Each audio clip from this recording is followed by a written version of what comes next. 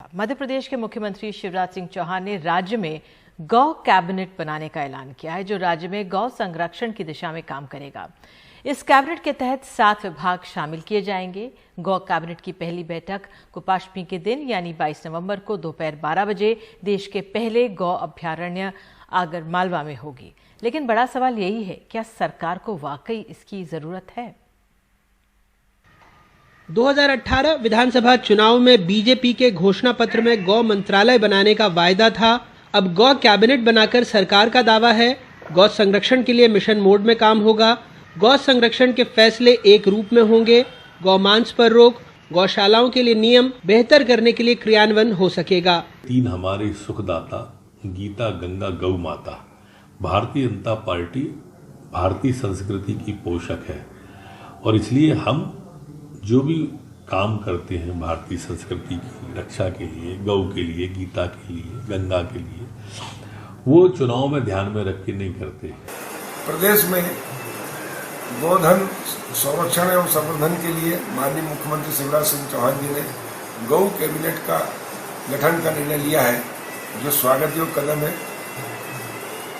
इससे मध्य प्रदेश में जो हमारी गौ माता है उसकी सुरक्षा, उसका संरक्षण, उसका संवर्धन इससे होगा।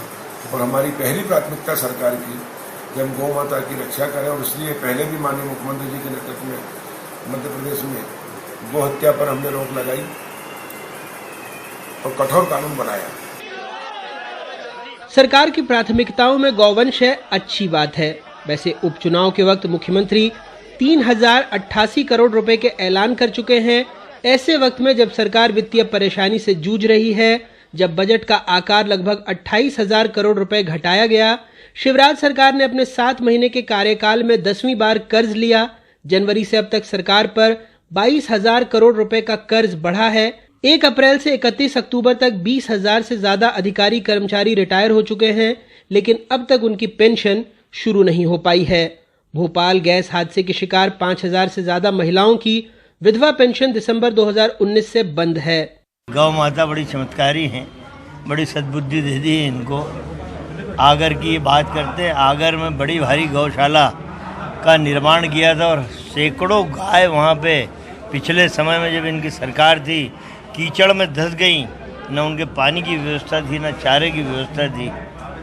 वो पाप इनको लगा, लेकिन आज तक किसी को सजा नहीं दिलाई। ये तो कमलनाथ जी का चमत्कार है, जिन्होंने 15 महीने के कार्यकाल में 1000 हाईटेक गौशालाएं का निर्माण इस प्रदेश में किया।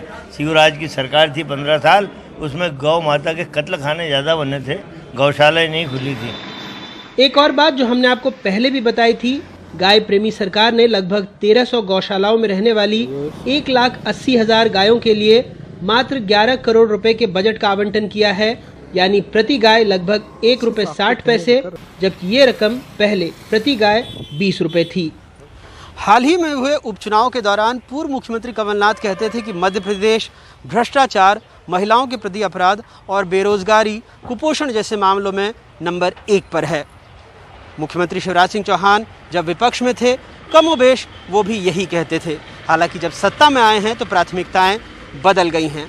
है ना मज़ेदार बात? जो बात भाषण में होती है वो शासन के दौरान नहीं, और जो शासन के दौरान कही जाती है वो भाषणों में नहीं। भोपाल से कैमरा पर्सन रिजवान खान के साथ अनुराग द्वारी, NDTV इंडिया।